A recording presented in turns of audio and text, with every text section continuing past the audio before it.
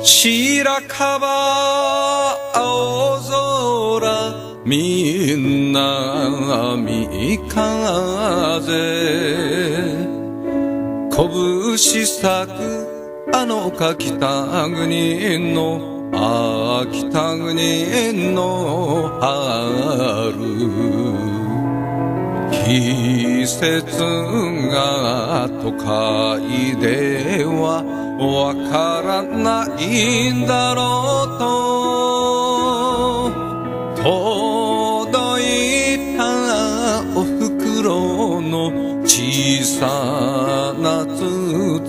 み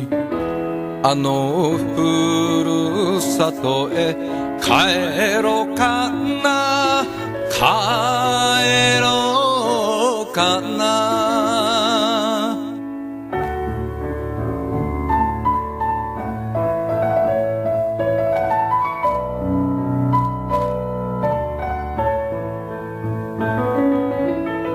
雪解けせせらぎ丸きましカラマツの目が吹く北国の北国の春好きだと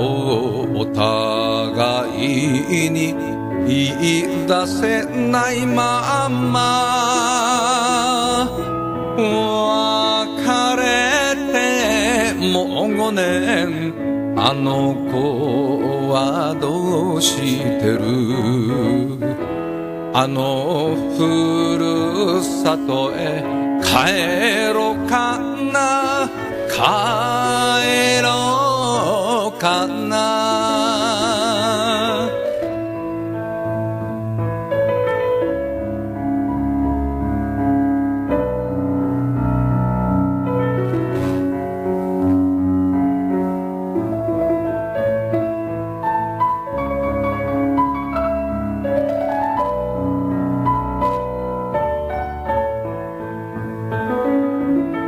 山吹朝霧水車小屋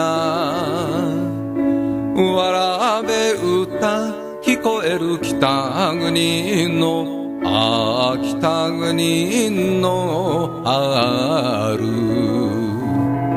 兄貴も親父にで無口な二人が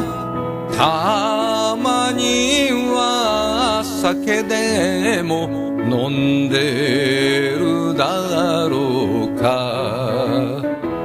あのふるさとへ帰ろうかな